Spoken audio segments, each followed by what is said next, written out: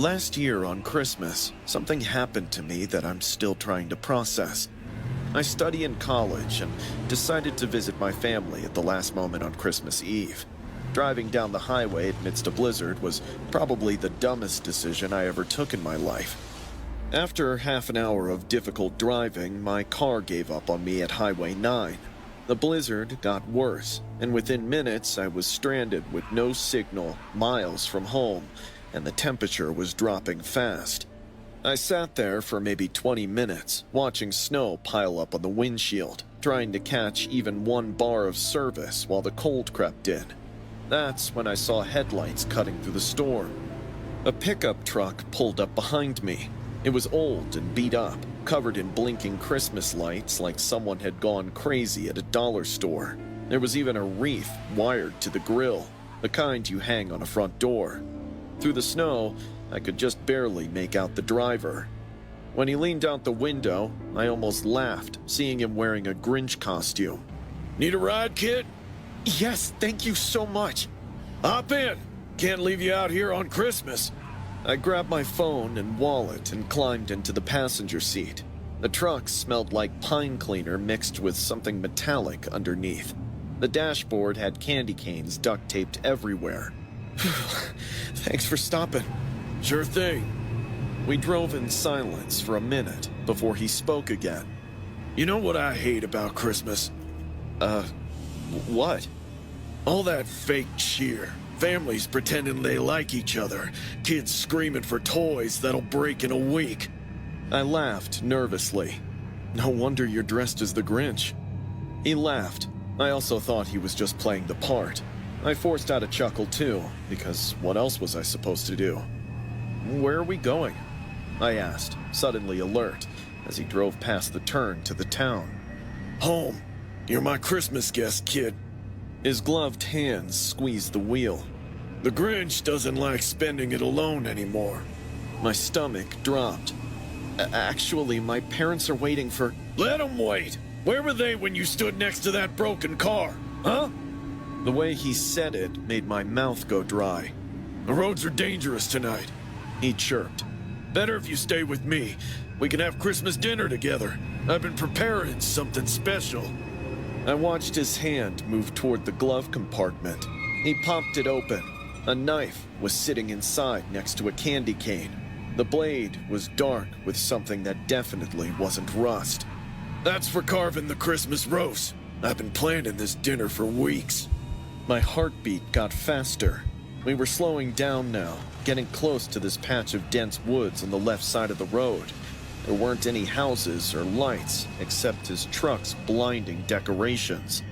You ever carve a roast, kid? He picked up the knife, still driving with one hand. It's an art. You have to know exactly where to cut. I didn't think. I yanked up the door lock and threw myself against the door. It flew open, and I rolled out onto the snow-covered road. Pain shot through my shoulder and hip as I hit the pavement. The truck's brake lights went red. I got to my feet and ran toward the tree line. I heard the truck's engine rev behind me. I looked back and saw it reversing. He was coming back. I ran into the woods, grimacing every time the branches whipped my face.